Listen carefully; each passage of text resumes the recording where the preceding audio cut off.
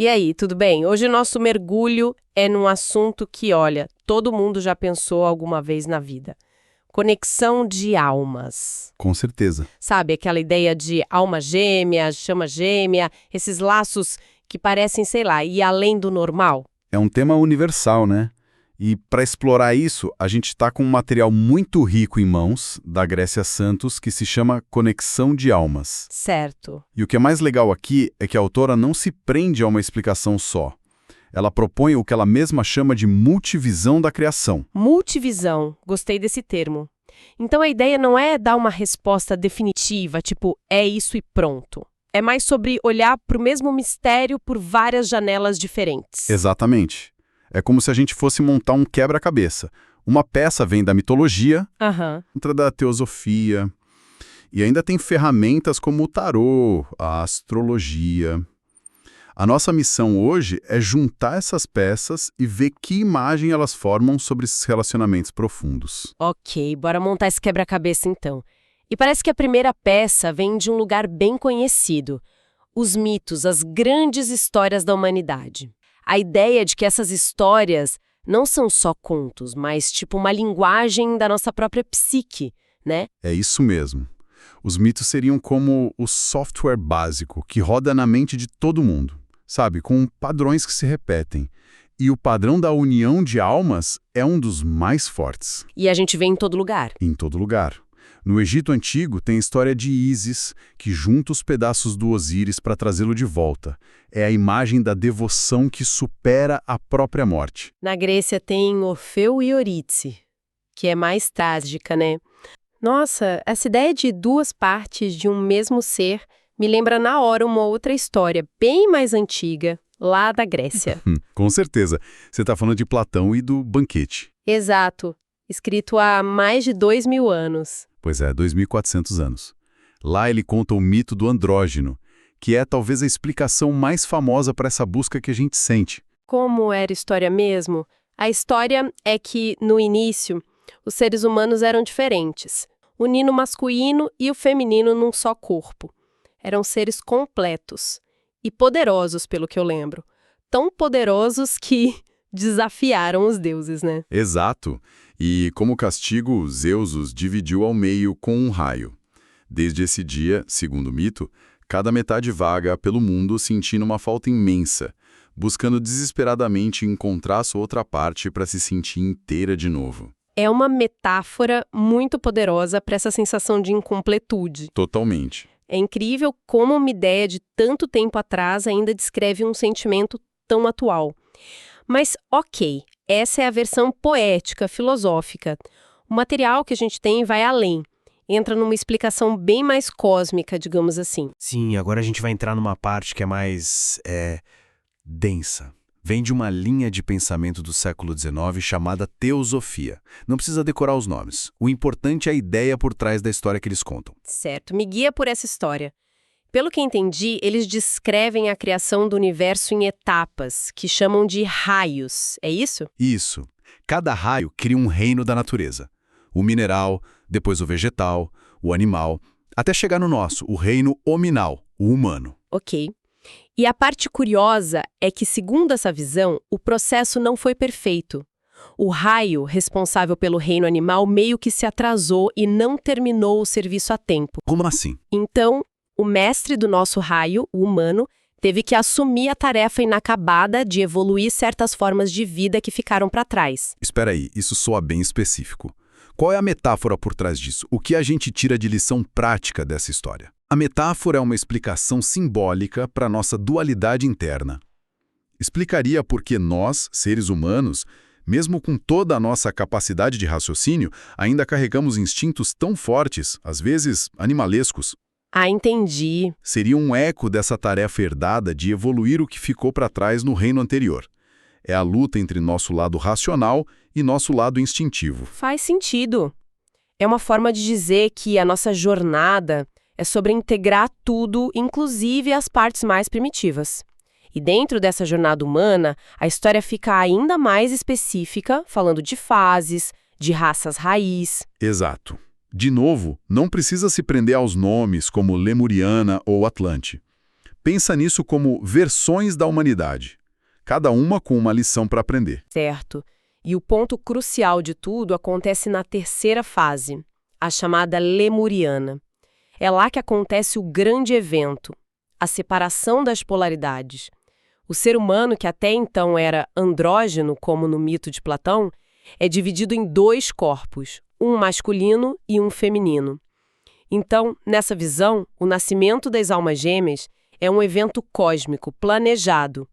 Não foi um castigo como no mito de Platão. Tinha um propósito. Exatamente essa é a diferença fundamental. A separação não foi uma punição, foi uma estratégia para acelerar a evolução. Como assim? A ideia é que ao experimentar a vida a partir de duas perspectivas diferentes, e ao sentir a saudade e a busca pelo outro, a alma aprenderia suas lições de forma muito mais rápida. É a partir desse momento, com a dualidade, que o livre-arbítrio realmente começa. E cada versão da humanidade teria uma missão. Em Lemúria, desenvolver o emocional. Depois, na Atlântida, desenvolver o que o material chama de mental inferior. O que seria isso? Pensa num mental inferior de Atlântida como um supercomputador focado em lógica, engenharia, poder. É o intelecto puro, a razão fria. Já o desafio da nossa era atual, Ariana, é desenvolver um mental superior. Que seria o quê? O oposto disso? A emoção de novo? Seria a integração. O mental superior seria a inteligência emocional, a intuição, a sabedoria. É usar a lógica do supercomputador, mas guiada pela empatia. A jornada é evoluir da pura lógica para a sabedoria. E o objetivo final seria voltar a ser andrógeno? Isso, mas de uma forma consciente que integrou todas as lições. E o reencontro das contrapartes seria o catalisador energético para essa etapa final. Grande jornada. Como a gente se orienta nela? Aí entram as ferramentas mais práticas, certo? Começando pela numerologia. Sim, e o foco é todo no número 6. Na matemática, o 6 é um número perfeito, porque a soma dos seus divisores dá ele mesmo. 1 mais 2 mais 3 é igual a 6. Ele é equilibrado, então. Exato. E na numerologia, ele carrega essa energia de harmonia, família, responsabilidade afetiva e, claro, amor e relacionamentos. Tá, mas como a ideia de um número do amor se conecta com a busca de alguém hoje, na prática? A autora usa a lenda das 7 cidades de Atlântida para ilustrar isso. Cada cidade é um estágio de evolução. E o simbolismo é que, no centro de cada desafio, está o número 6. Ah! A lição é que, não importa qual seja o desafio, a chave para avançar é sempre uma escolha baseada no amor e no equilíbrio que o 6 representa. A sua evolução depende da qualidade das suas relações. A escolha baseada no amor. Essa ideia é uma ponte perfeita para a próxima ferramenta, o tarô. Os 22 arcanos maiores são vistos aqui como um mapa dessa jornada da alma. E, claro, a carta que fala diretamente do nosso tema é o arcano 6, os enamorados. A escolha. A grande escolha. O dilema do número 6. Escolher um amor baseado só no desejo, no impulso, e um amor mais profundo, que vem do coração.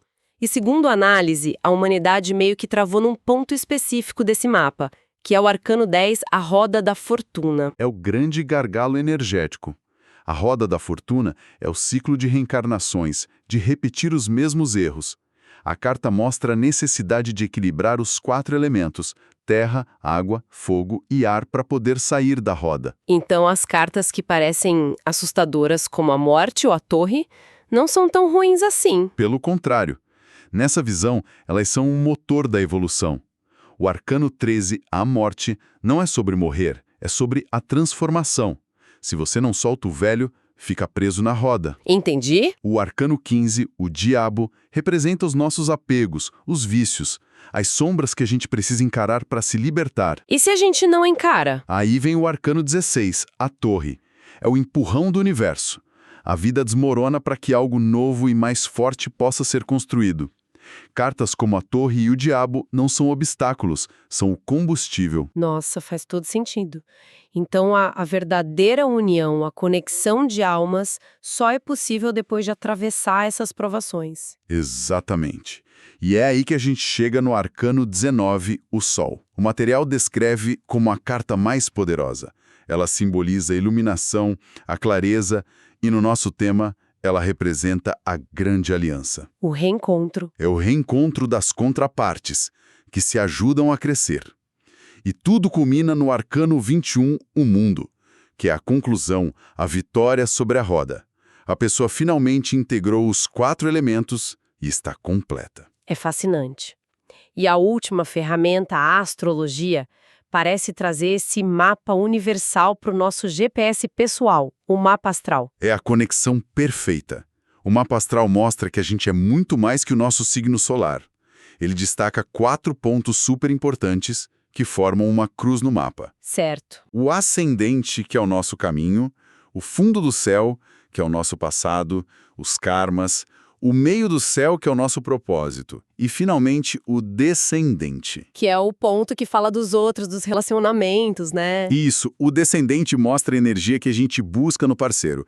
E a lição aqui é que equilibrar os signos que estão nesses 4 pontos, o eu, o outro, o passado e o futuro, é a mesma coisa que equilibrar os 4 elementos da roda da fortuna. É a mesma jornada com outra linguagem. Exato.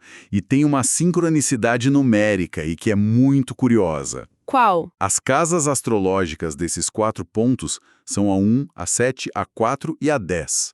Se você soma 1 mais 7 mais 4 mais 10... Dá 22? Sério, o número exato de arcanos maiores do tarô. Nossa, isso é impressionante. É como se o manual de instruções da jornada estivesse escrito nas estrelas e nas cartas, esperando para ser decifrada. Ok, então vamos recapitular. A gente partiu de mitos universais sobre metades perdidas, mergulhou numa história teosófica sobre uma separação cósmica planejada para nossa evolução, e vimos como o tarô e a astrologia parecem dar um mapa para essa jornada de reencontro. E o fio condutor que amarra tudo isso é a ideia de uma jornada, né?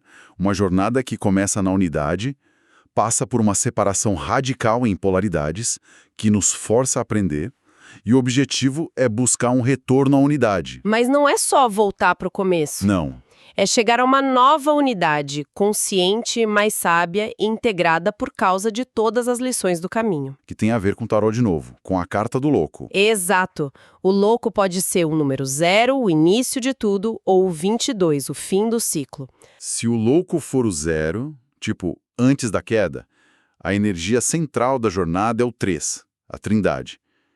Mas se ele for o 22, depois da queda, a energia central se torna o 6. O relacionamento, a união.